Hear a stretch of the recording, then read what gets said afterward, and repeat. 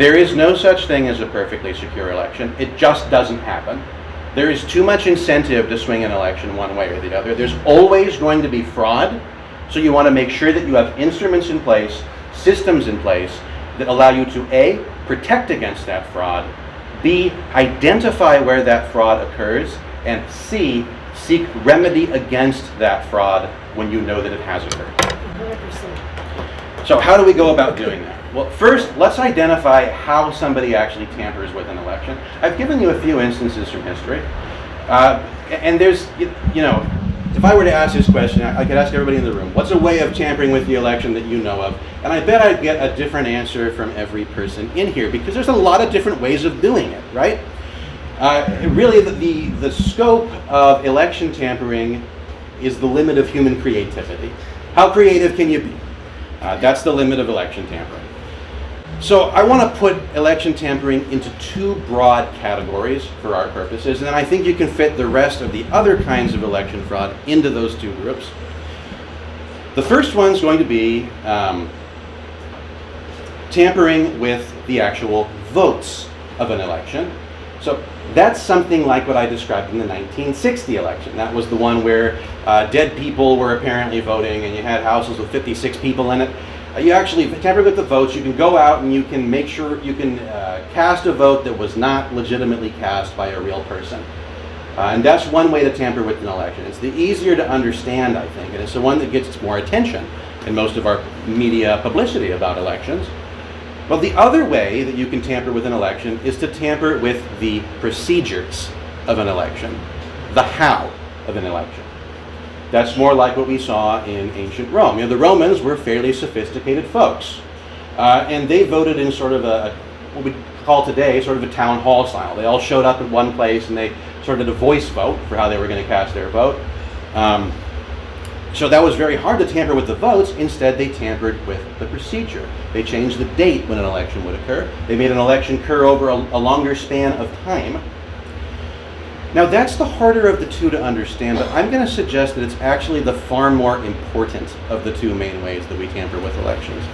And the reason that it's more important is because in America we have something called the secret ballot, or the secret Australian ballot, which means that you and your vote can never be conclusively tied together.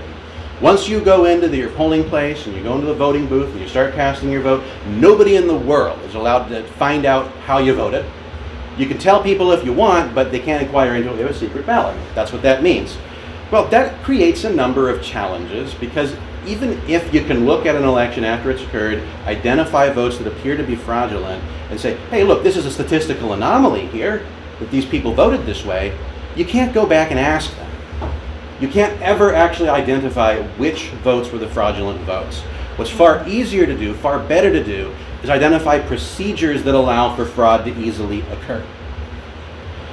Now, another historical example of one such procedure occurred in the Soviet Union. Russia's gotten big in the news in the past few days. Well, they've been a fairly corrupt system of government for a long, long time.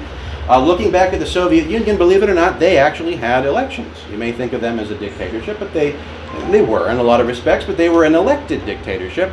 Well, how do the communist candidates in the Politburo, how did they make sure that they always got elected from election to election?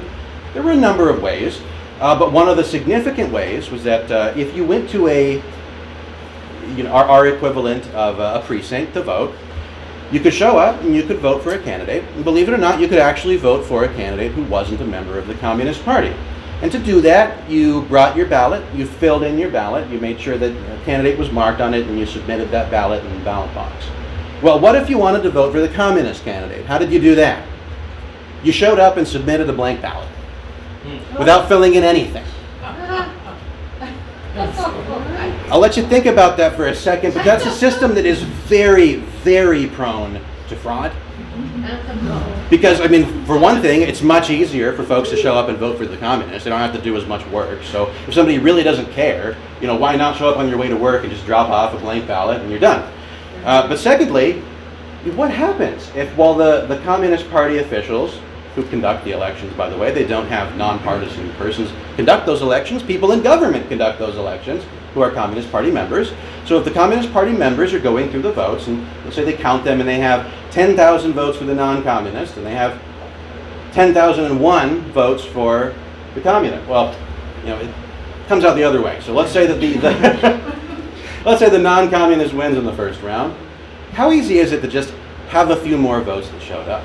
In the middle of the night, while nobody's watching, 2 o'clock in the morning, how easy is it to say, we found a few more votes for the communist? Well, that's very, very true when you have votes that are extremely easy to submit, which is the case with blank ballots.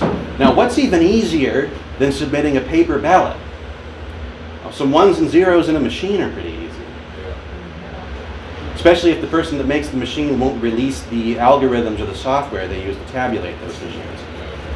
And I'm not saying that's what happened in 2020, but they have not allowed us to do a forensic audit of the machines that conducted these votes. So nobody can verify to you that that did not happen. And that's a real problem in a system like ours.